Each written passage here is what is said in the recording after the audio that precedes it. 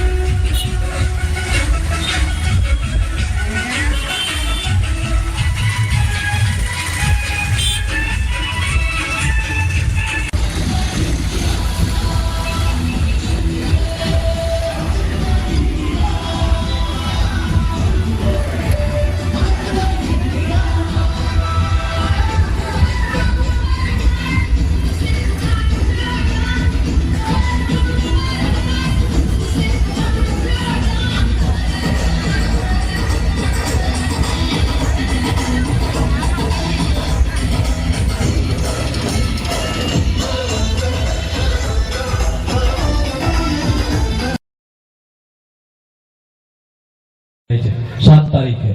એટલે ત્યારે આપણે બૂથ ઉપર ધ્યાન આપવાનું છે. આપણા અંગત જે છે એને બાકી એની સાથે દાદાગીરી કઈ કરવાની નથી આપણે. બરોબર, આપણું કામ એક જ 100% વોટિંગ કરાવો ત્યાં. ઓકે, એટલી વાત કરી અને મારું સંબોધન ત્યાં બૂથ સુધી પહોંચાડવાની કોશિશ કરો. જો વોટિંગ છે ને એ જ તમારો અત્યારે પાવર છે, બાકી કઈ અત્યારે લોકશાહીમાં કોઈનો કોઈ પાવર નથી. કે એ સક્સેસ જ ગયું છે. એટલે જીત તો આપણી રતન પર જ થઈ ગઈ. સમાજે તો વિચારવાનું જ નહીં ને પોતાની વાત માટે. ત્યારે હું દરેક સમાજને વિનંતી કરું છું કે તમારે પાટીદાર સમાજ વખતે જે નિર્દોષ યુવાનોના લોહી વહ્યા છે, છતાં સરકાર જો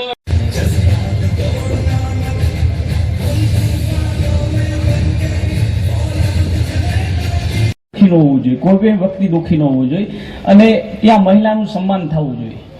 શું આજે આ સત્તામાં કરવાનો આ સમય આવી ગયો છે, એ બધા સમજે છે, ખ્યાલ જ છે.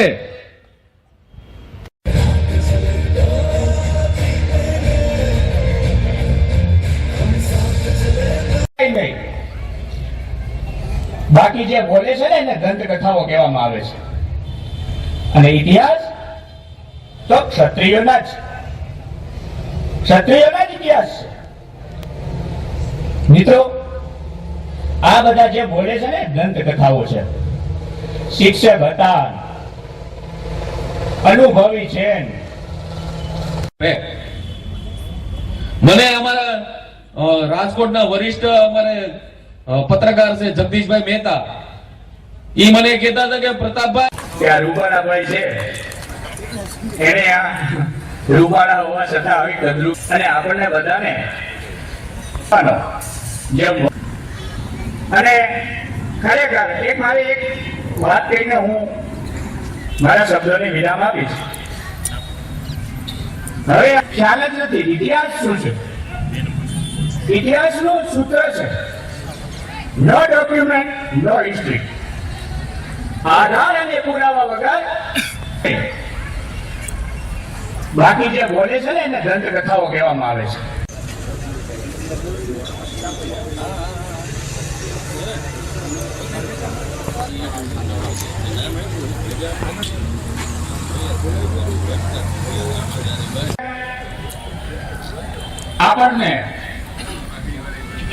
આપણે જે જોયું રાજકોટ ભાઈની, એમને પણ પ્રેશર આવે.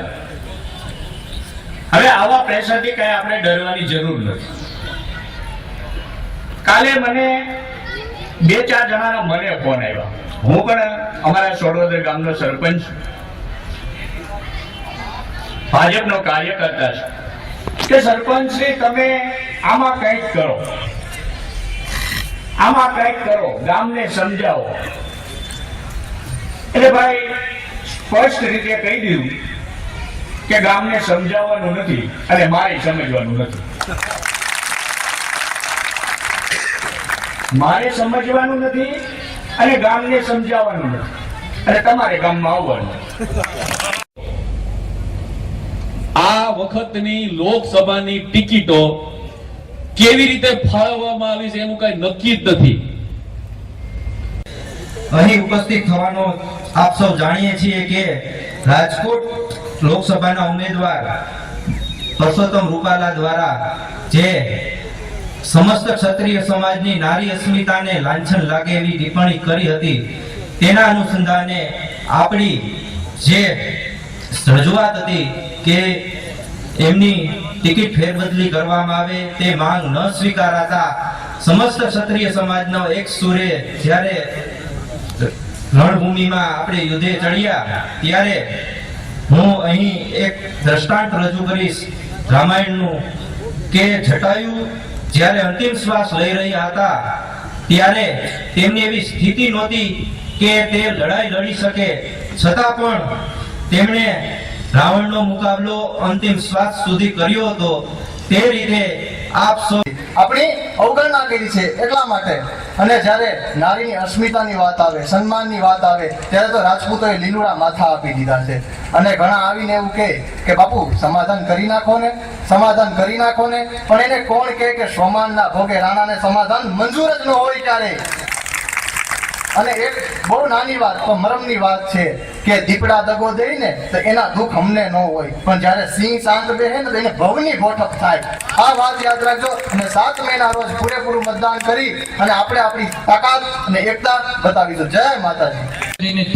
એકતા ડર છે ત્યારે એવું નહીં સમજીએ કે મારી હૈયાવરાળ, કારણ કે મૂછના તાથી જીવવાવાળો માણસ ભૂખો હોય છતાંય તા દઈને એમ કહે કે હું જમીન લડ્યા ત્યારે જુનાગઢમાં પણ અહીંયા ભાજપ હતું.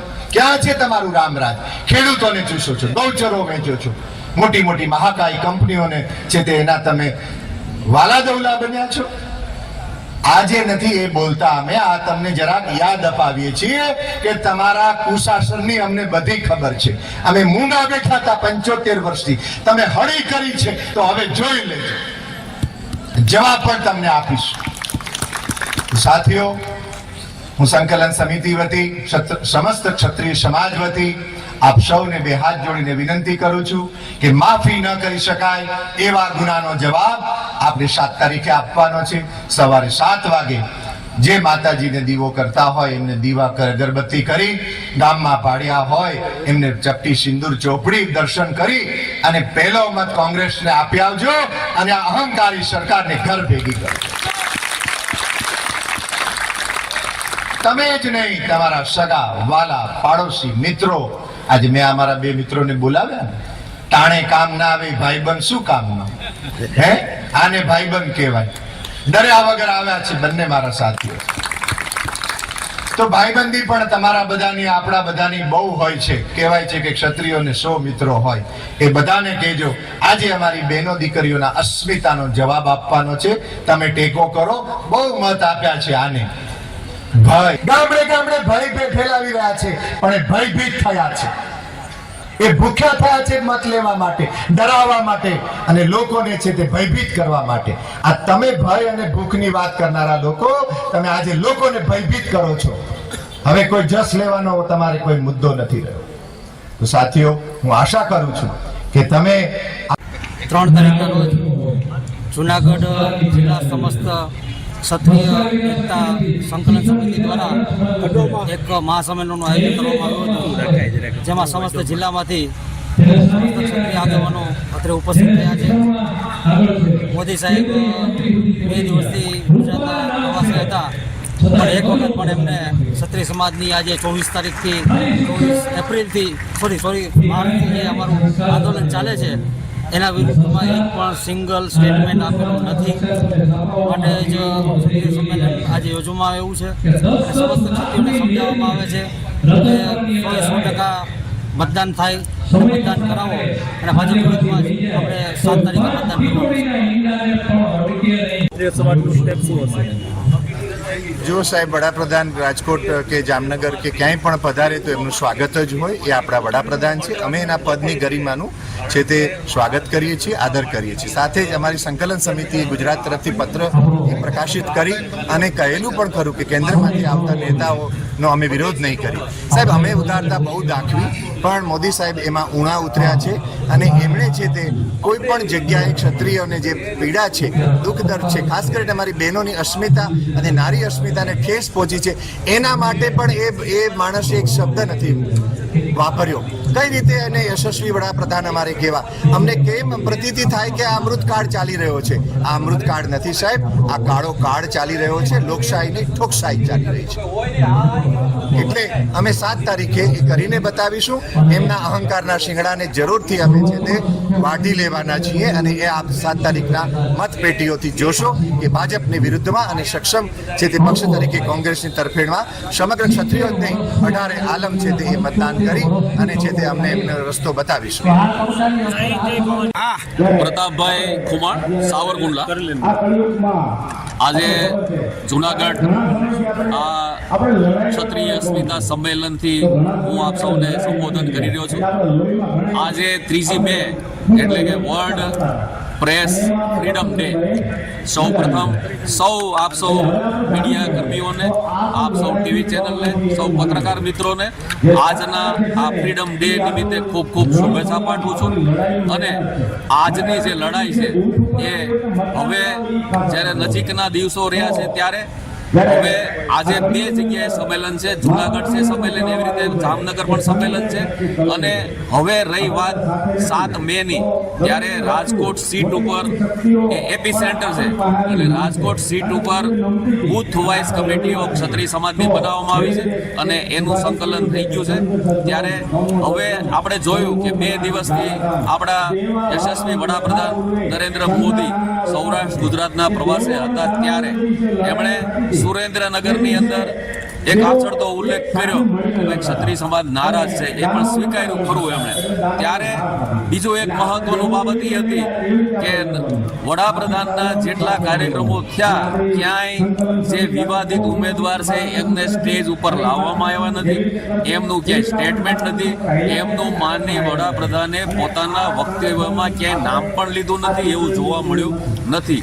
બીજી એક ક્ષત્રિય સમાજની તાકાત જે જોવા મળી કે જામનગર ઉતરીને માનનીય વડાપ્રધાન શ્રીએ જામ સાહેબના બંગલે જઈ અને શીશ ઝુકાવીને આશીર્વાદ લેવા પડ્યા. આ ક્ષત્રિય સમાજની તાકાત બતાવે છે કે ક્ષત્રિય સમાજની તાકાત શું છે. જ્યારે એમણે જામ સાહેબ એટલે કે એટલું મહાન વ્યક્તિત્વ છે અને એમની પાસે જ્યારે અમારા રાજપૂત સમાજનો અમારી ગરિમા એવી છે, અમારા સ્વભાવમાં છે કે ઘરે કોઈ પણ જાની દુશ્મન આવે તો પણ એનું એટલું જ આગતા સ્વાગતા કરવામાં આવે. ત્યારે આ તો આપણા દેશના યશસ્વી દેશના વડાપ્રધાન હતા અને વ્યક્તિ મહત્વ નથી કે વડાપ્રધાન પદે કોણ વ્યક્તિ છે, પણ એ પદ મહત્વનું છે. ત્યારે અમને ગૌરવ છે કે અમારા જામ સાહેબ એમણે એક રાજપૂત ક્ષત્રિય પરિવારને ગરિમાને સાજે એવું એમનું સન્માન કર્યું, એમને પાઘડી પહેરાવી.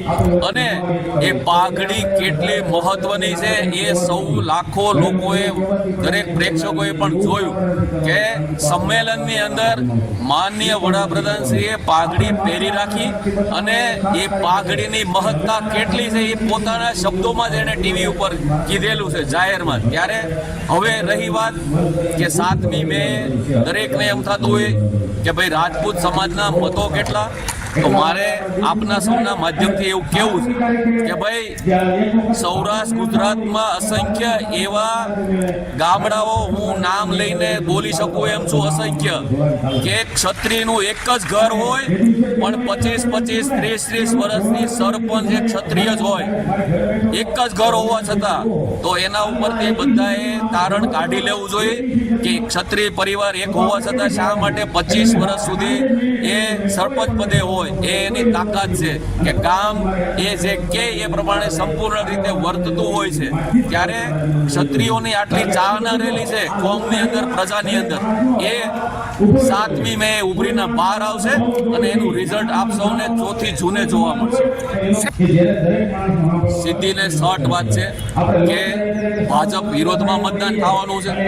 આની પહેલા જે વસ્તુ હતી એ માત્ર ને માત્ર ઉમેદવારને લગતી હતી, પરંતુ માંગણી જ્યારે સ્વીકારવામાં ન આવી, 7 લાખ ક્ષત્રિયો જ્યારે રાજકોટની ભાગોળે ભેગા થયા અને એ લાગણીને કચડીને રાજકોટની સીટ ઉપર ભારતીય જનતા પાર્ટીના ઉમેદવાર દ્વારા ફોર્મ ભરવામાં આવ્યું. એમ કહેવાય કે છાતી ઉપર પગ મૂકીને વોટભેર જાણે ફોર્મ ભરવામાં આવ્યું. ત્યારથી ક્ષત્રિયોની અંદર એક રોષ ભભૂકી રહ્યો છે અને એ રોષ 7મી મે જૂનાગઢ સિવિલ હોસ્પિટલમાં પ્રથમ અંગદાન. ઉર્મિલાબેન ઝાલા સારવાર દરમિયાન બ્રેઇન ડેડ થતા સ્વજનોએ અંગદાન કર્યું. બંને કિડની, લીવર અને કોર્નિયાનું દાન મળ્યું. બંને કિડની અને લીવરને ગ્રીન કોરિડોર કરીને અમદાવાદની ખાનગી હોસ્પિટલમાં લાવી દાખલ દર્દીમાં સફળતાપૂર્વક ટ્રાન્સપ્લાન્ટ કરવામાં આવ્યા.